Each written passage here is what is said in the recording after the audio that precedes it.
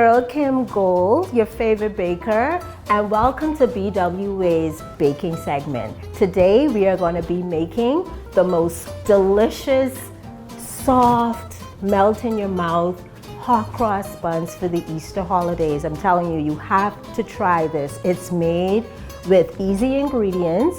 Most of the ingredients you probably already have in your home. So let's get started. The best flour to use for this recipe will definitely be the OK flour. And you can purchase this at any retail store, or if you wish to buy this in bulk, you can get it from BWA. But this will be the perfect flour for your recipe. We're gonna be starting with our flour. We have salt, our vanilla extract, raisins. We have our spices, and this is combined with cinnamon, nutmeg, and ground ginger. 1 egg, Kerrygold butter, okay? She's gonna be one of the star ingredients in our dish. We have our Lantic white sugar here, and I love this sugar because it's more on the finer side, and when you incorporate it inside of your dough, it's going to melt properly. So I highly recommend that you get the Lantic sugar. We're also gonna be adding in the brown sugar. And of course, in order for us to have very soft, light bread, we're gonna need our yeast. Now, with the Fermipan yeast, I know a lot of people, when they go into the local stores and they purchase this yeast, they're really afraid of this particular brand, because what they don't know is that this yeast packet actually has enough yeast to make about 2 batches of bread. So what you wanna do is, when you purchase this, you wanna measure out 2 1/4 cups of yeast, and you can reserve the rest for whatever you wanna bake with it. But you won't need the entire packet for your hot cross buns. And we're also gonna be using just a little bit of LouAna vegetable oil. This helps your dough to be very light. When you incorporate all of the wet ingredients with the dry, this right here helps your dough to remain light, along with the nice richness from the Kerrygold butter. And you can purchase this oil also at any retail store, but of course, if you want to buy it wholesale, you'll have to go to BWA. So we have warm water here. We're definitely gonna need warm water, and you want your water to be warm like a baby's bottle. This is gonna help ferment our yeast and our dough.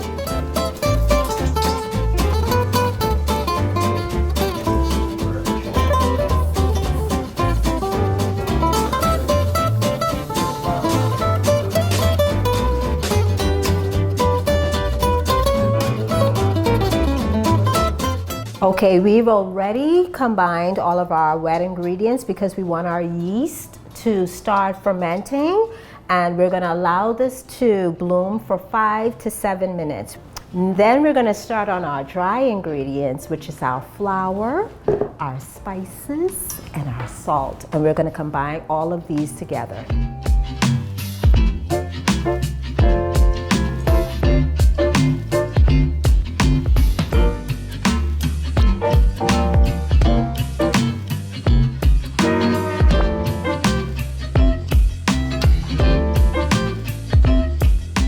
And we're now gonna add our vanilla extract into our fermented yeast mixture.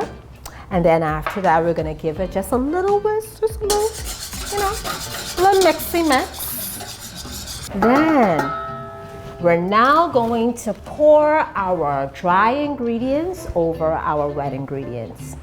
So I'm gonna take my time here using my spatula from the bottom up, and I'm gonna simply just combine it all together until we form a pre-dough mix. We're gonna use both our hands. We're gonna get in there to use both of our hands, okay? Because we really want the flour to go all through the dough. It should look almost sticky, not wet, but just a tad bit sticky. And we're gonna allow this to rest for approximately 10 to 15 minutes, because now we're gonna incorporate the butter.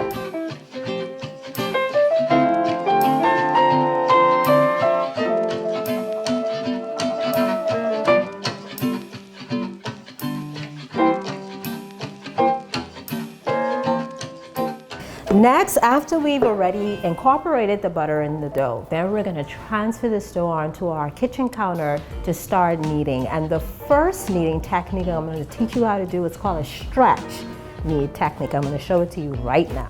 Okay, so now we're gonna transfer our dough onto our counter, right? A dough scraper.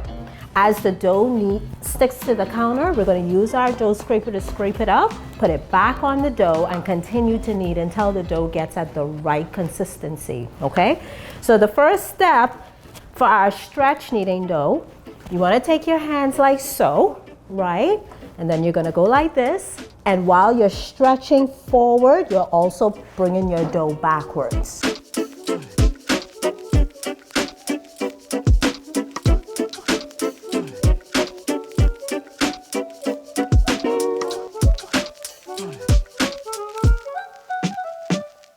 Okay, so we've been kneading our dough for approximately 8 minutes.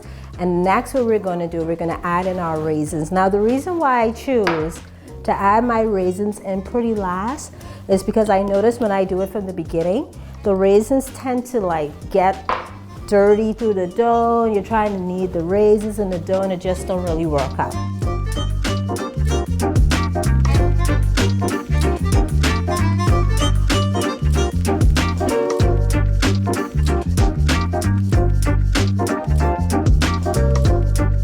So now what we're gonna do is we're going to roll this into a ball and we're gonna place this to rise in a warm area for about an hour or until it doubles in size.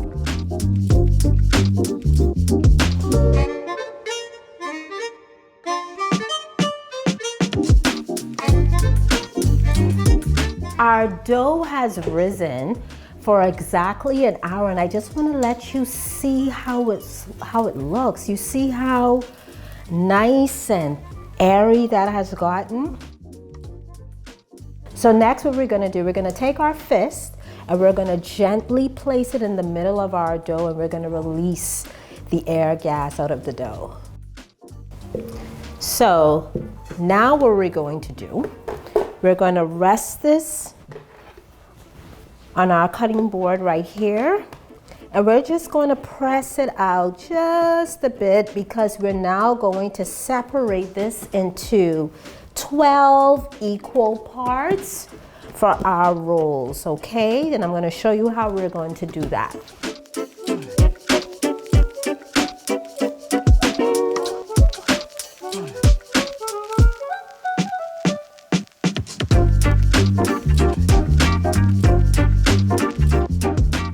This is how we are going to form each dough into a ball. So this is what I do first, right?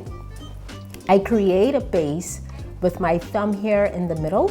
And then what I do is I just bring in each corner of the dough like so, forming a base. And then what we do next, we turn this over and we decide to give it a little roll. Just twist it on your countertop, voila.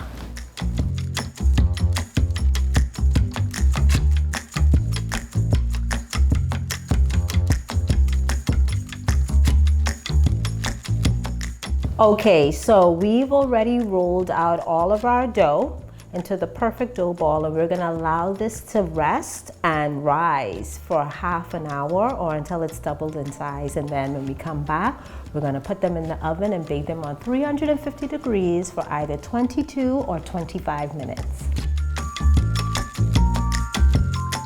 So guys, look at our hot cross buns after rising.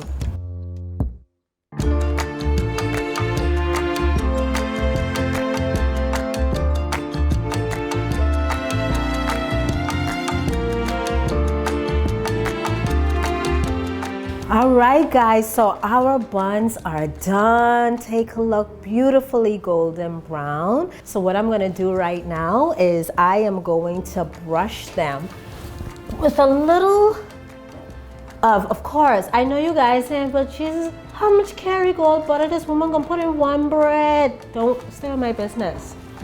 That's what to do. Stay on people's business and just do what we do. Add the Kerrygold. We're gonna allow these to sit for about 20 minutes.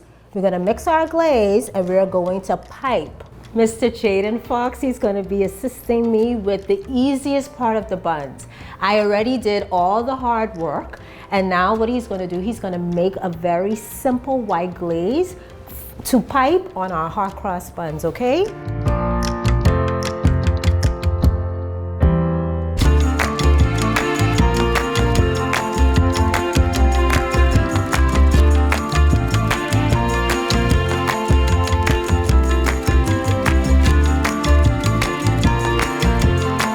What I'm actually showing my son how to do is how to place the piping bag directly onto the roll, and you just squeeze and draw your cross and squeeze.